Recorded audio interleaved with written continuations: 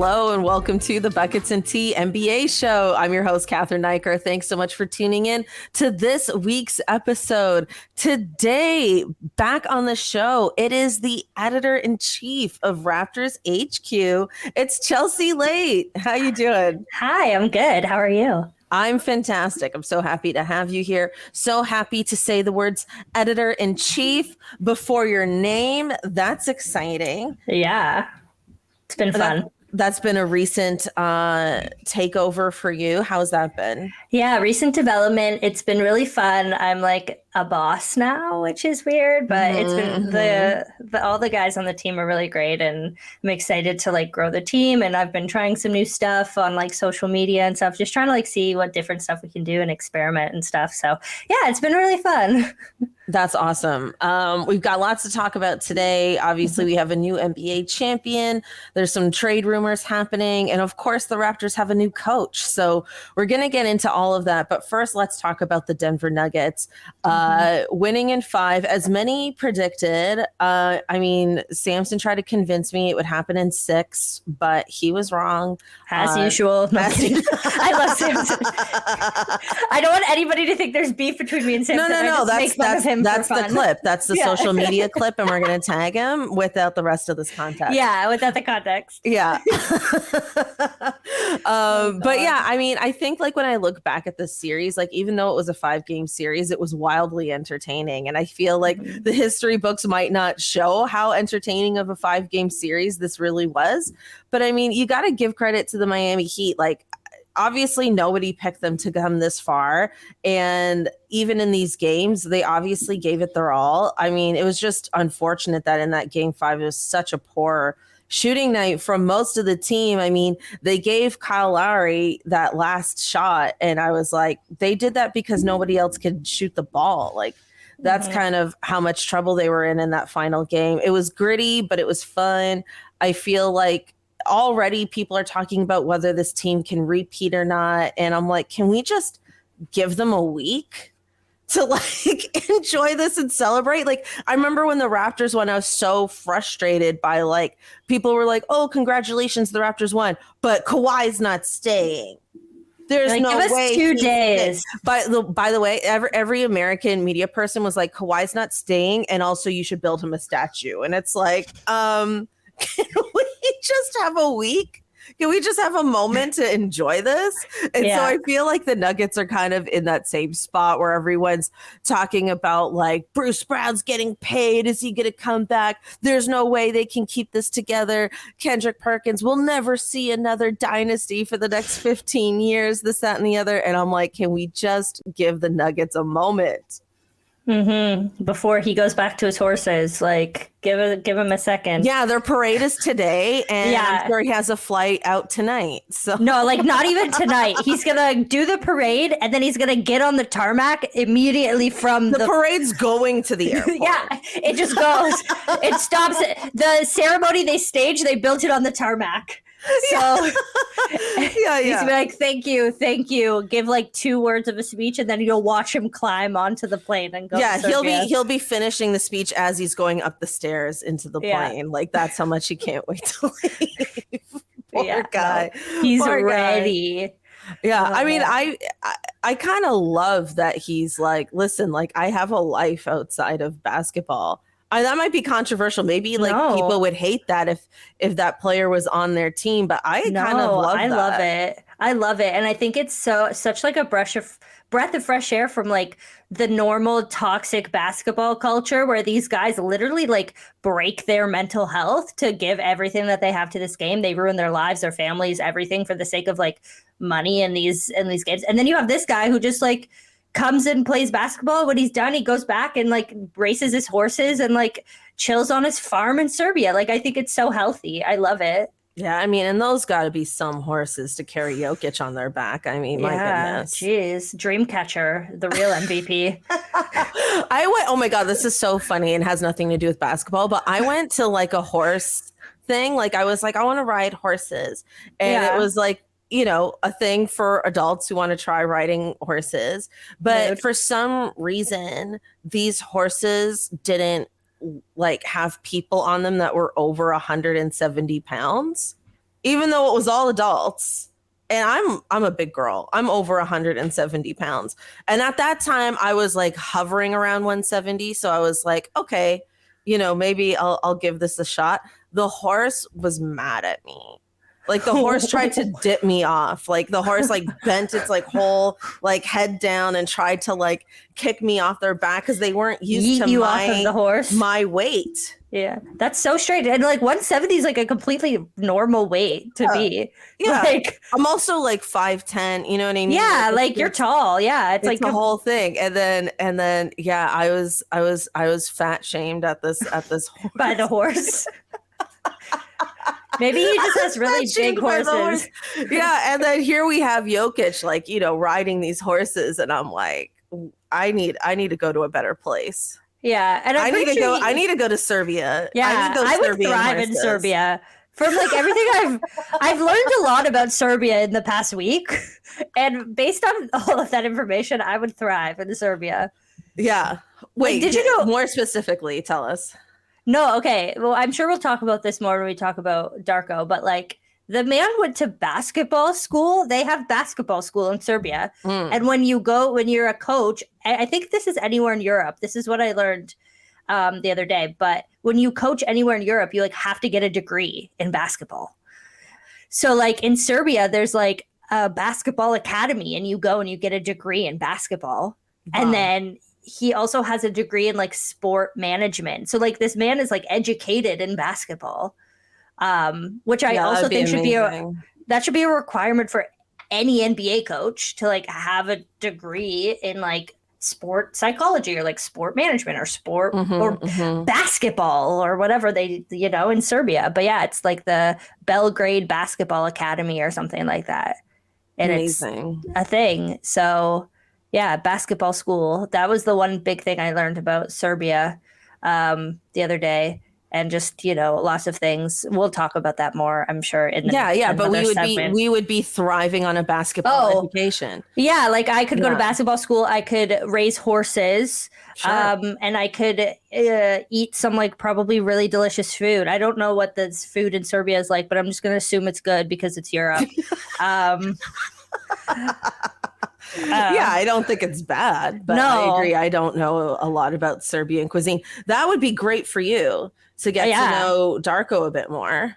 Yeah, exactly. You could ask him about Serbian cuisine. There you go. Exactly. I know the Raptors did like a little like get to know you thing, and they were like, "What's your favorite Serbian meal?" And he said it, and I don't know what it's called. I forget what it's called, but they flashed a picture of it, and I was like, I can eat that. I will eat that. Was it just like a meat and potato situation? It was like meat, but it was like these little like not tubes, but these little like chunks of meat, and they look delicious. Yeah. It's like a kebab type situation. Yeah. Oh, I love a kebab. Yeah. I will eat a kebab all day. But it's like a mince meat that's been like rounded into. Yeah, I know exactly what you're talking about. I've had those too. They're great. I also forgot what they're called. Yeah. I went to a Serbian wedding last year. Oh, it was fun. Great food. Yeah, really good food. I will eat anything, honestly. It's kind of a problem. I ate we can take that into very bad context. Yeah, well, look, Masai said it was a good week for Serbia, so yeah, literally. It's all related. But, yeah, exactly. Yeah, I've eaten guinea pig before, so my standards are so Damn. Peru.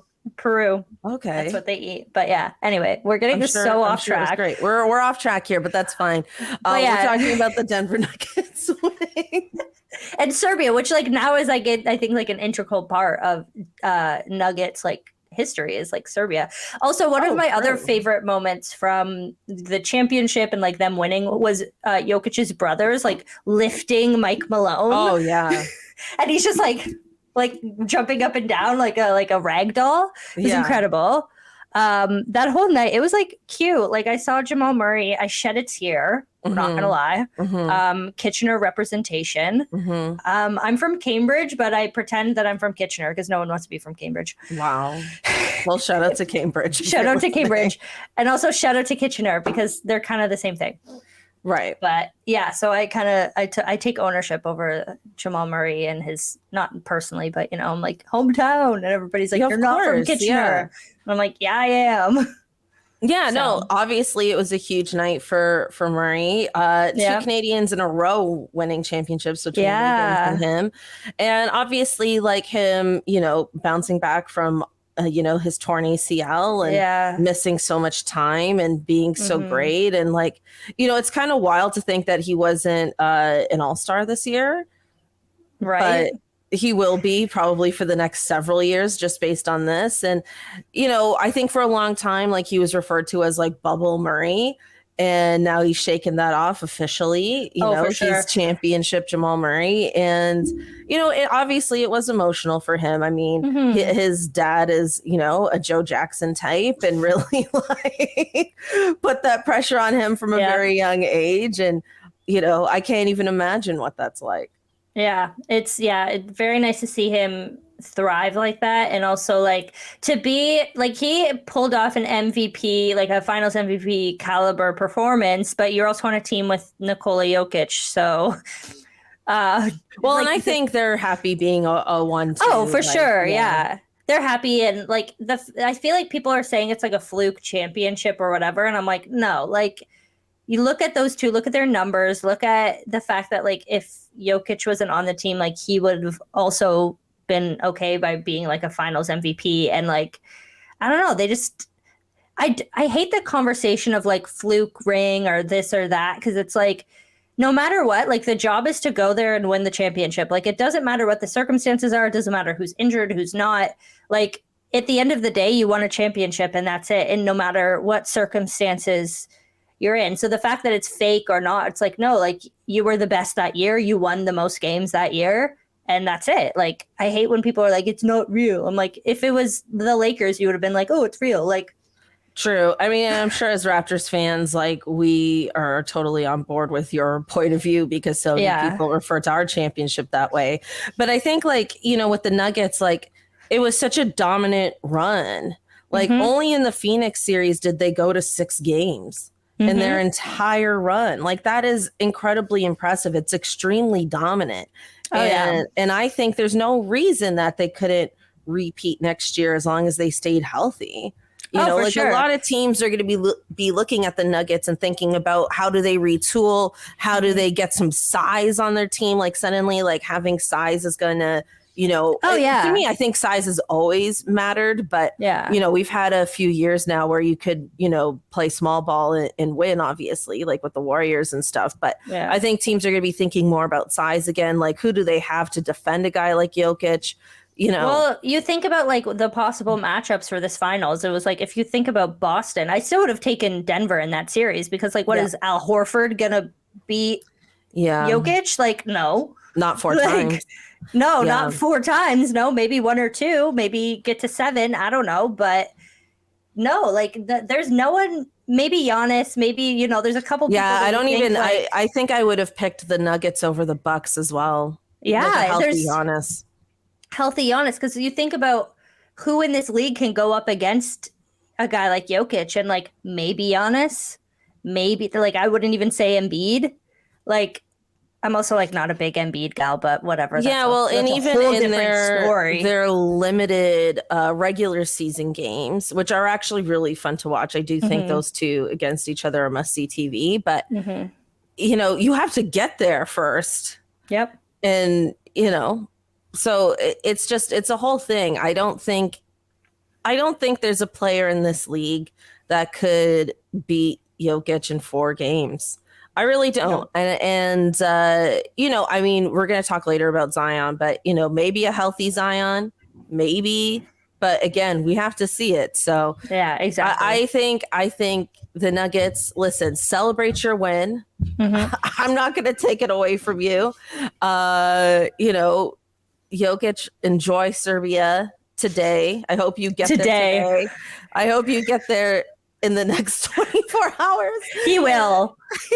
There's nothing that's going to stop him. There could be a storm and they're like, we're grabbing. Imagine the parades like at 8 a.m. or something. Like it's so early in the morning. Yeah. I don't know. 100%. I don't know. But yeah. That man will be leaving America today. Yeah. Yeah. And then we'll see. We'll see if they end up being the favorites going into next season, depending on what happens, with all this crazy off-season stuff. And, I think because there is a lot of parity in the league, people are anticipating a big offseason. I think it could be really big or it could not, because you don't know how many teams are going to believe in themselves. Right. Like, I think like a lot of people are looking at these teams like they're not going to get over the hump, so to speak. But there's so many teams in a frustrating position right now. Like, you have the Raptors where, we don't know exactly what direction we're going in yet. But also, like, the Hawks are in a weird place. The Trailblazers are in a weird place. The Timberwolves are in a weird place. You know what I mean? Like, there's just so many teams in that middle. Where the Raptors are in a weird place. Yes, exactly. That's what I mean. Like, there's just so many other teams in this where you look at them and you're like, there's a lot of talent on this team. You could add the Mavericks to that list. Like, there's just so many where it's like, yeah, there's a lot of raw talent on this team. Is it enough?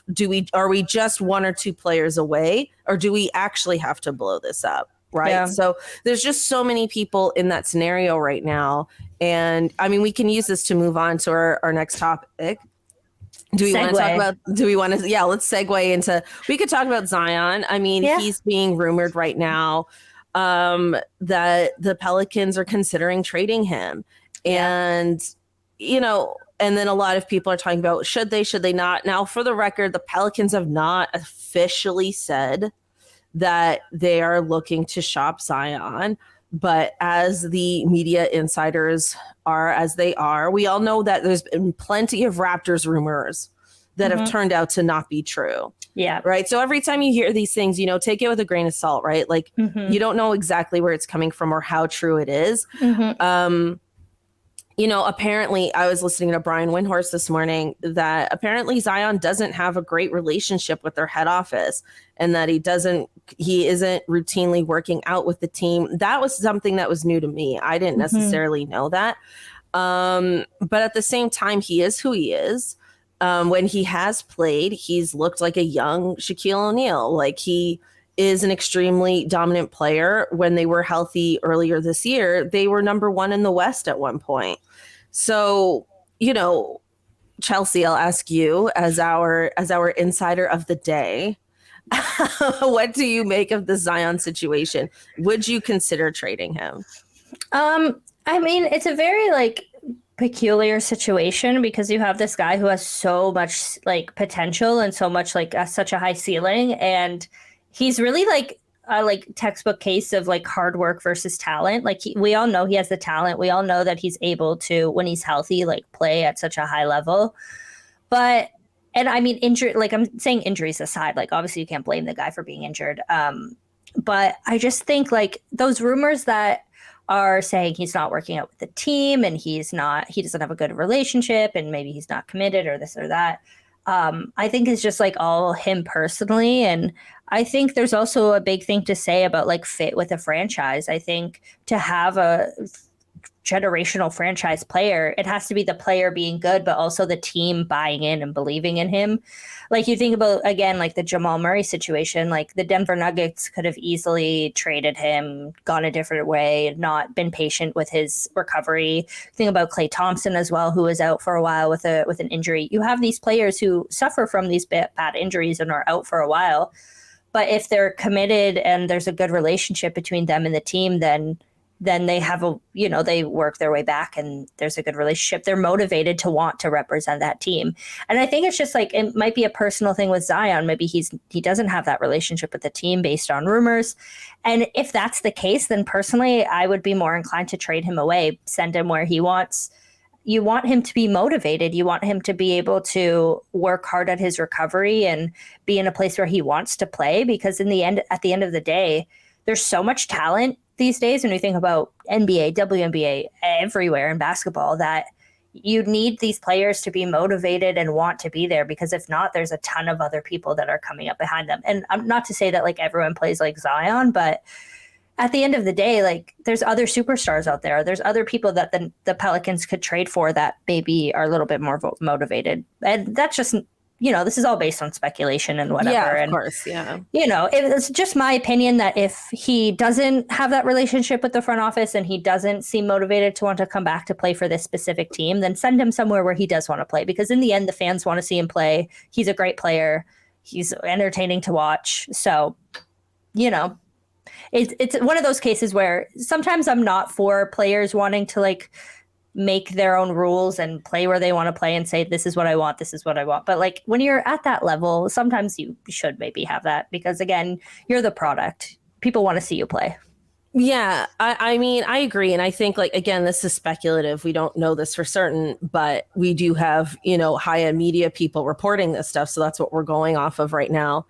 Personally, I mean, obviously, like, I'm not so in tune with like the Pelicans locker room, et cetera, to know the truth of this. But if I were the Pelicans ownership, I would be doing a lot of investigating.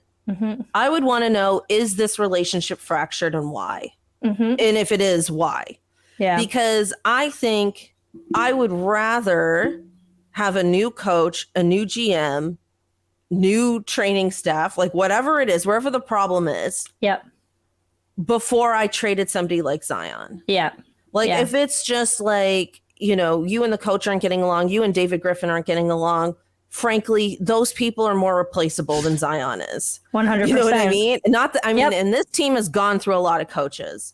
Yeah. So he could just be a prickly pear, right? Like he could just be a difficult person. I don't know. I've no evidence of that, but the team has gone through a lot of coaches. But if that was the problem, like if Zion's like, you know what, I could get into better shape if I had this, this, and this. You give it to him. Oh, for sure. You have that heart to heart. You have that one-on-one with him and just be as raw and real and uncomfortable and just get it out. Yep. You know what I mean? Like family intervention style meeting, get it all out. Yeah. And then be like, okay, this is what I have to do.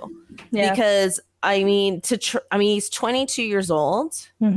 I don't think it's too late for him. Oh, no, not at all. You know what I mean? Like, it's not too late for this guy to get it together.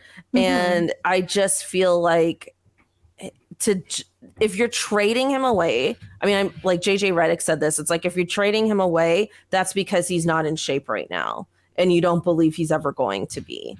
Yeah. But I think like, I don't understand why he can't get in shape with a franchise like the Pelicans when you were number one in the West, when you were healthy. Why would a different franchise be a better fit? Do you know what I mean? Yeah. Like that's when it's like you as a person have to look in the mirror and realize like this might be as good as it gets.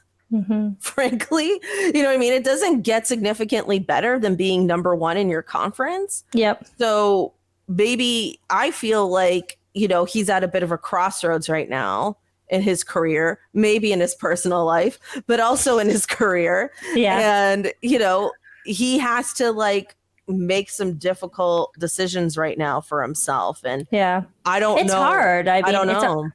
It's a hard time for a lot of these players. It's like you think about a lot of them who are like burst onto the scene and then suddenly they're the hottest thing in basketball and everybody's saying this about them and saying that. There's a lot of pressure on them. And I think we're seeing that in a lot of these like young guys. Like it's a hard time to be like 20, 22, whatever, this like young age.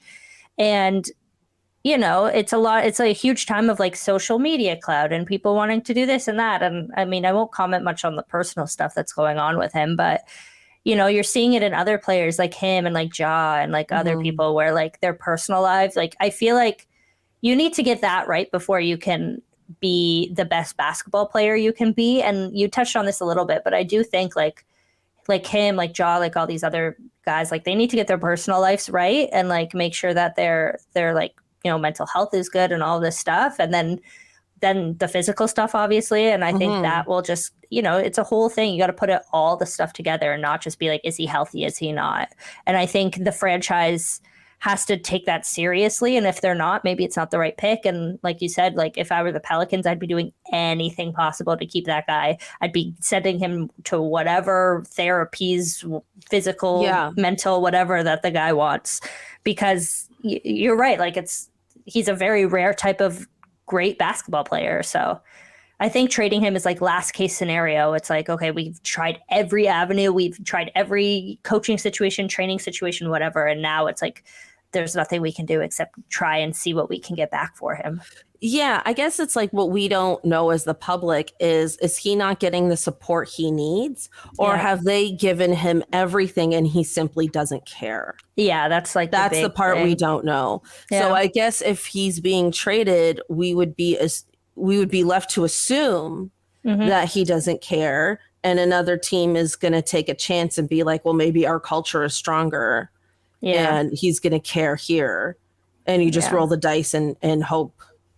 Yeah, it's all just it's very up in the air right now, and it's very much, obviously we're never going to know the big picture, the real stuff that's going on behind closed doors as like outsiders looking in, but it's definitely, I think people are getting to the point where a decision has to be made either way, because it's been how many years now, and all this talk Yeah. about, is he healthy? When is he going to get healthy? And we got a little bit of a taste of it this season when he was healthy for the first like quarter of the season. Mhm. And the product was good. Like, if we as Raptors fans saw, he like fleeced us. Yeah, So yeah. like, That's right. Yeah. we got fleeced by Zion. So I do think there's still that potential there, and that hopefully they can put it all together, because it would be, sad to see that amount of talent not go to waste or whatever, but just like, see him not be able to play, when clearly if you've gotten to that point of being an NBA player, you obviously care about the game of basketball. Yeah. And they've built around him. Mm-hmm. They've spent the last several years building around him. I actually think they've done a pretty decent job building around him. I mean, that Anthony Davis trade, like, who they got for that, Mm-hmm. Brandon Ingram's been excellent. Yeah. They got CJ as a veteran presence. Like, they have all these great players around him. Like, that's what I mean when I'm just like, what would be a better situation? Like, the Pelicans is not a bad situation. No, not at all. Yeah. Again, unless there's something we don't know, but Exactly. Yeah. It's all speculation at this point. it's all speculation. Let's move on to another person people are talking about right now, and that is Bradley Beal. So people are reporting that the Washington Wizards are working with Bradley Beal on a potential trade. Now, the thing about trading Bradley Beal is his contract is enormous. Plus, he has a no trade clause. So what happens when a player agrees to be traded when they have a no trade clause is that no trade clause goes with them, and that they actually have a say in where they get traded. So obviously that leaves their options to be extremely limited. I think that this might be the worst contract in NBA history. Yes. I'm going to go ahead and say that. People are talking about, like, hey, like Bradley Beal's a great player. He's in his prime. There are teams that are going to want Bradley Beal. Yes, all that is true. But at that price, he's extremely limited, and I imagine it would have to be a multi-team deal just to be able to move all of that around. The two teams that are rumored to be interested in him are the Miami Heat and the Milwaukee Bucks. Mm-hmm. So it's these win now teams that are desperate. Not desperate, but you know what I mean. I'm just going to use the word desperate for another player of his caliber. Mm-hmm. And it's very interesting. I mean, I would be surprised if another team would be willing to take this on. Do you think either of those teams, or who do you think would be in the Bradley Beal business? Yeah. Well, first of all, remember a couple minutes ago when I was like, sometimes players should have a say in like their careers. This is a case where I think they shouldn't. Like, that contract is like, who agreed to that, first of all? Like, it's funny because I think about like the Washington Wizards and like their W team, like the Mystics. Like, Mike Tebow would never, but anyway. Yeah. But anyway, that's for the the WNBA people to understand. But like, to have a player like him and have a no trade clause, I guess like there's parts of it where you're like, oh great, this guy's so committed to our team, blah blah blah blah blah. Yeah, it's $251 million over 5 years, and I believe he's got 4 years left. Oh yeah, because he did that last year. Because I remember all. Of so he's got it's $46.7 million for the next 4 years. Ooh. First of all, he could sauce me like $1 million, and you can't trade him unless he agrees to be traded. Yeah, exactly. I wish I could have. I mean, money, Westbrook's. Oh yeah, hello. Like, Westbrook's contract was a quote bad contract, But he didn't have a no trade clause. No trade clause like that. Wild. Anyways, but I just and automatically makes him a liability for like whoever's going to take him on, because you think about these teams and like with so much parity in the league, like there's so much more trading and okay, can we be a contender this year? Can we be a contender this year? And I think to have a player like that where there's a no trade clause and he has to be the one to say, I want to be traded, let's find a deal. If he ends up in somewhere like Miami or Milwaukee where they're, win now teams and they have the potential every year, he's not going to want to move. He wants to be on a contender every single year. Mm-hmm. And I think he thought that like he could make Washington a contender, which like didn't happen. But Mm-hmm. I just like, I'm very curious to think like, one, like what the players, like who would you send in return for him? And also, like, if the teams are going to want to take on that liability. I know, like, the Miami front office is very smart. Like, I'll give them that. They know how to make a good deal. They know how to develop players. A lot of people compare them to the Raptors front office and presidency in terms of being very, like, competent in knowing what they're doing when they trade. And so, like, I struggle to think that they would take on a contract like that unless they were like 100% bought in on the fact that Bradley Beal could like win them a championship.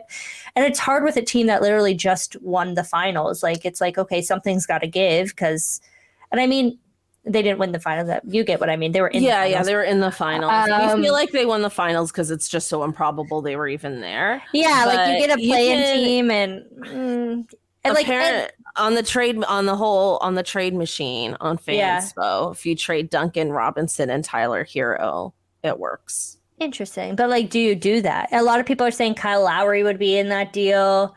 And then like, again, like I'm not as familiar with the like ins and outs of the Bucks roster as opposed to the Miami roster, but like, yeah, you're sending some pretty prominent players that are role players that have done well for your team that are young. Like a lot of people have a lot of like hopes on like Tyler Hero and stuff like that. So it's curious. I'm very intrigued by the whole thing. And I think, I'm not one to be able to predict trading very well. That's just not part of my like basketball IQ, I guess. But you could also trade Kyle and Duncan Robinson for Bradley Beal, but would the Wizards want Kyle? I mean, I think exactly. Then you think about the Wizards who want to keep their best interests in mind as well. Like, so what are they going to do? Like, they've been a team that have. Well, yeah, because you think if you're the Wizards, you'd want to at least go younger. Mm-hmm.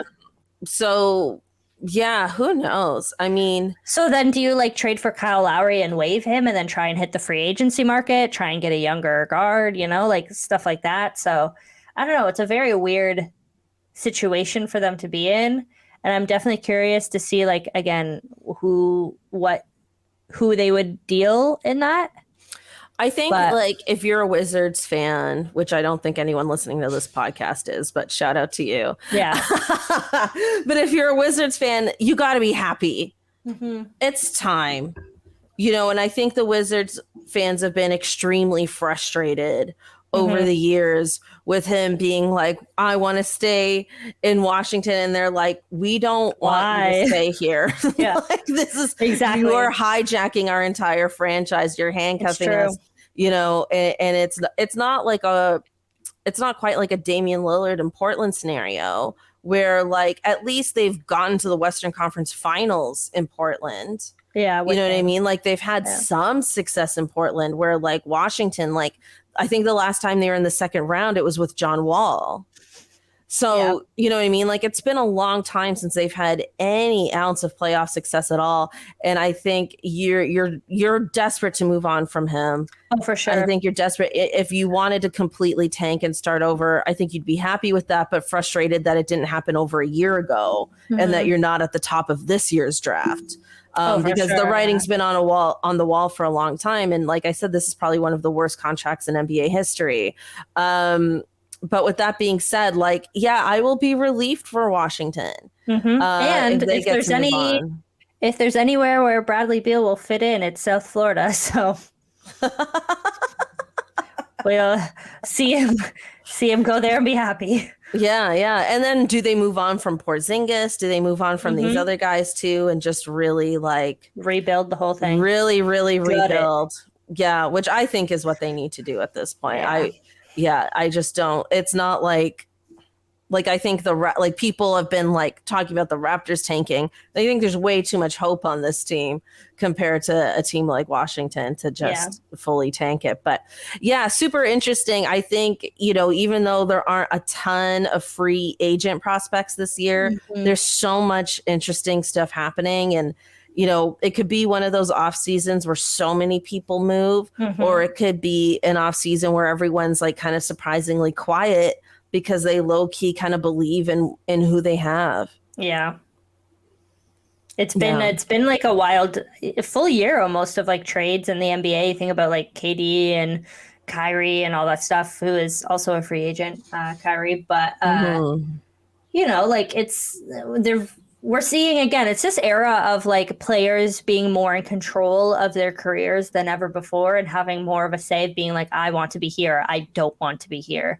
So I think we're just seeing them exercise their like autonomy, I think, a bit more, which is good and bad. Like, it's interesting, obviously, and good entertainment, but sometimes it leaves teams in bad spots. And, so I'll be interested to see like where all the pieces fall and if they end up, trading Beal before the draft, after the draft, in free agency, all that kind of stuff. Yeah, I agree. Okay, let's move on to our Raptors homer moment. Chelsea, you were there IRL when our new coach was announced. How do I pronounce his last name? It's Darko Rajakovic. Thank you. Or Darko Rajakovic was announced. I have a few observations, but I obviously want to hear all of yours. Number one, couldn't be more different than the Nick Nurse introductory press conference in Philadelphia. Oh my God. Just a complete 180. I mean, we got balloons out for this guy. We're outside. We've got ice cream. The music's playing. We're vibing. Music's playing. It's bumping. Masai's got his sunglasses. Yeah. And in Philly, it's just this really stark, how are we getting out of the second round? You didn't answer my question about James Harden. What, you're not a fortune teller? What's wrong with you?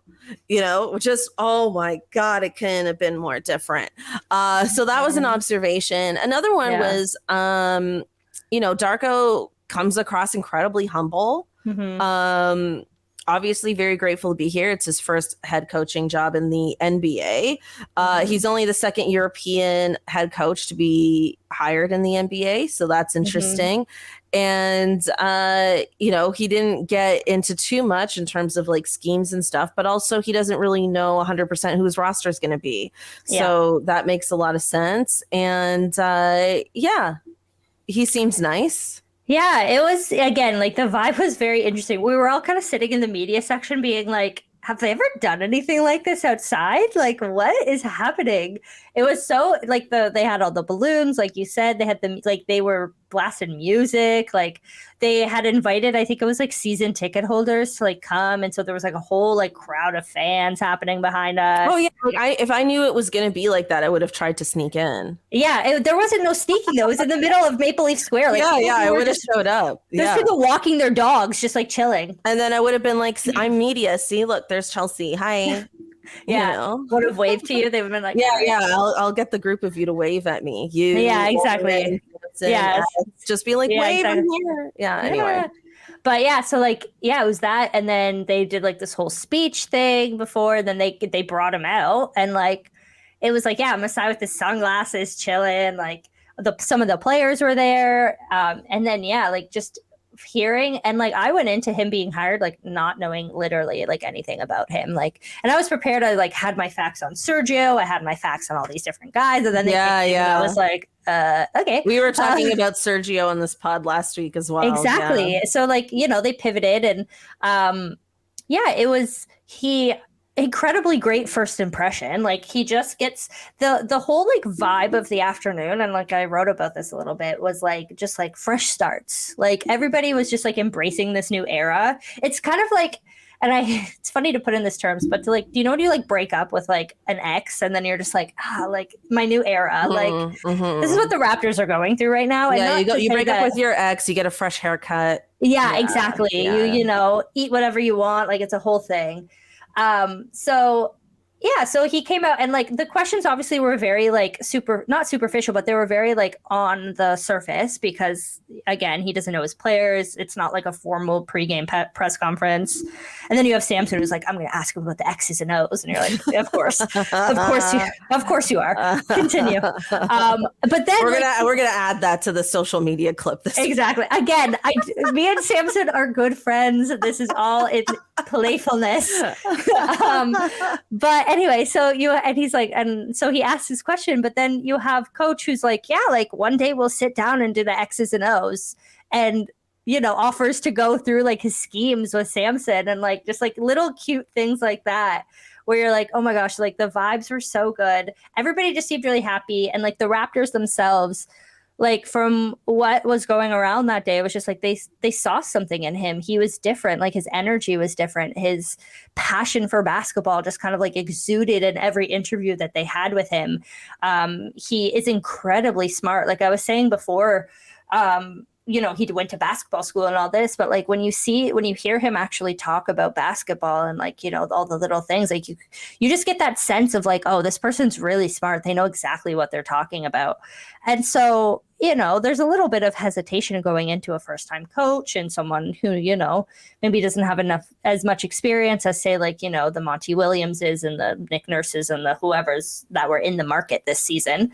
But I think what he brings to the Raptors, what they really need right now is, again, that like fresh perspective and that eagerness to come in and really like make a difference and form relationships with these guys. And he went on this whole thing about how he really wants to see the players as people and respect that they have families and lives and really see them as people every day and form relationships with them. And like all this stuff that like you can kind of be like, oh, he's just making a good first impression. But for that to be at the forefront of what he's saying on his first day obviously means that he's passionate about it. And it was just like you got that good sense from him. He just seems like a good person.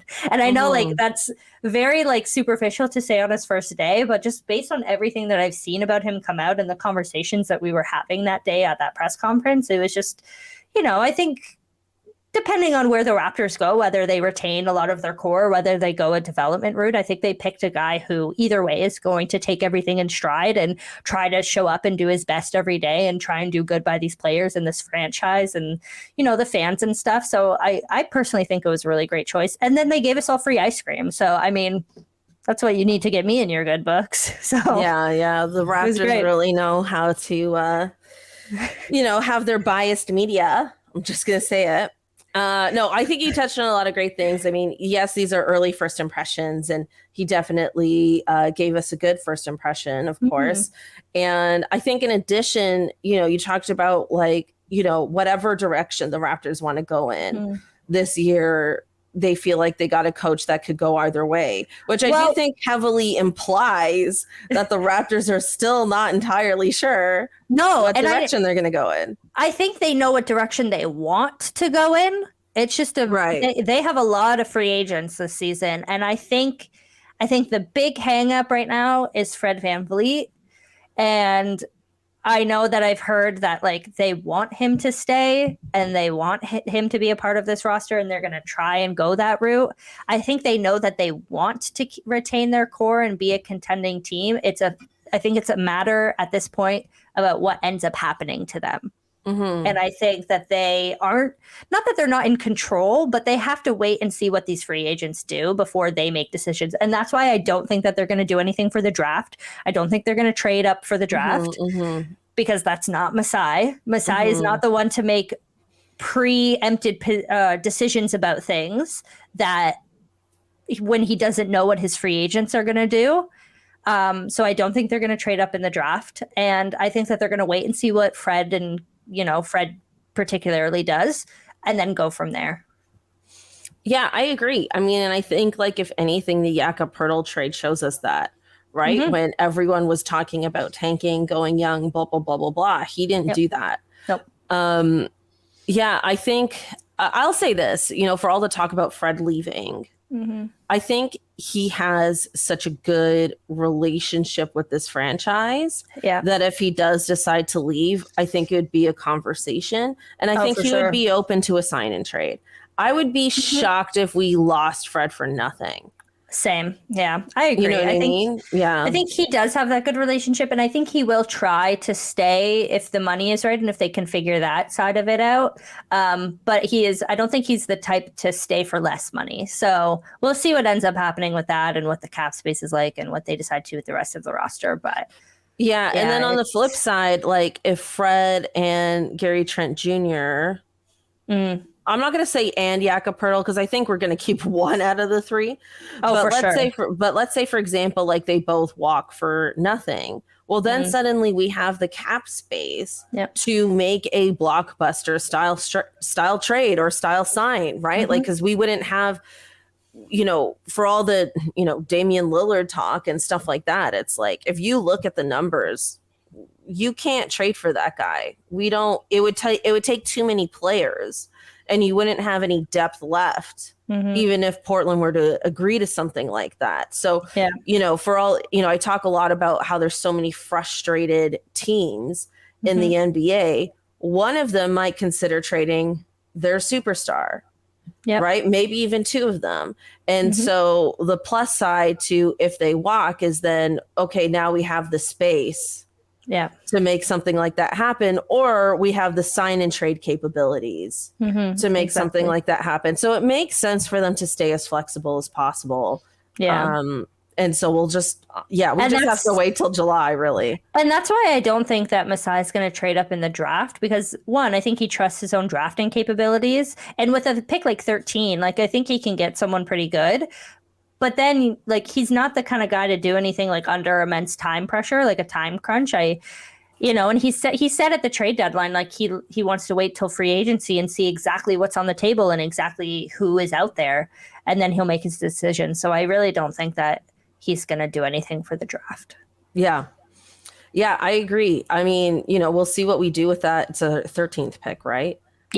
Yeah, we'll see what we do with that 13th pick. And, I trust this organization in the draft. I definitely do. So I feel pretty confident regardless of where our pick is.